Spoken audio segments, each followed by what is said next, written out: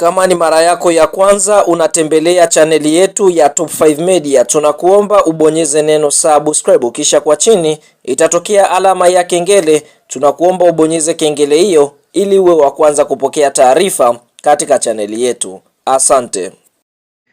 Yes, wali gani mpenzi mtazamaji na mfuatiliaji wa chaneli yetu, karibu siku ya leo twende tukaangazie tukio ambalo limeweza kutokea katika mchezo wa ligi kuu ya NBC, mechi ya mzunguko wa mwisho kati ya kikosi cha timu ya soka ya JKT Tanzania dhidi ya kikosi cha timu ya soka ya Yanga Sports, mchezo ambao umeweza kuchezwa katika uwanja uliopo Mbweni jijini Dar es Salaam, katika uwanja wa Meja Jenerali Samuyo, ambapo mchezo huu tunaona kwa upande mwingine ulikuwa ni mchezo wa mwisho wa ligi kuu ya NBC. Kuna moja ya tukio kubwa ambalo limeweza kutokea, hususan limeweza kusisimua mioyo watu wengi, ni kuhusiana na kitendo cha mchezaji wa klabu ya soka ya Yanga Sports Pacome Zouzoua kuweza kuvunjwa mguu wakati akicheza mchezo huu dhidi ya kikosi cha timu ya soka ya JKT Tanzania. Katika kipindi cha kwanza tunashuhudia Pacome Zouzoua alikuwa katika ubora wake wa kudribble mpira. Mara baada ya kumchukua mchezaji wa kwanza, basi aliweza kudribble mpira na kupeleka mbele, kisha ukafika kwa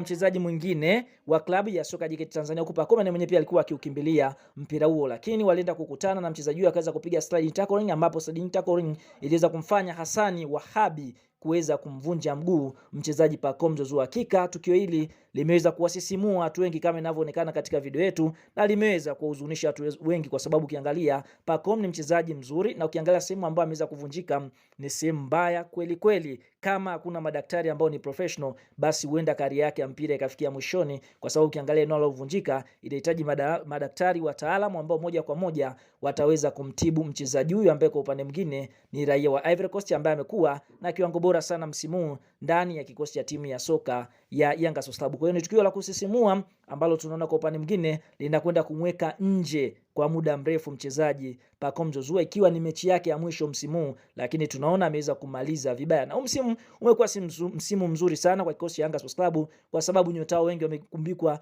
na majeraha. Ukimwangalia Dickson Job, naye pia tu mwanzoni mwa msimu tunaona aliweza kufanywa rafu na kuweza kukaa nje muda mrefu, bila kusahau Clement Mzize, naye pia ni miongoni mwa wachezaji ambao msimu huu hawakuwa na msimu mzuri kutokana na kupata majeraha ya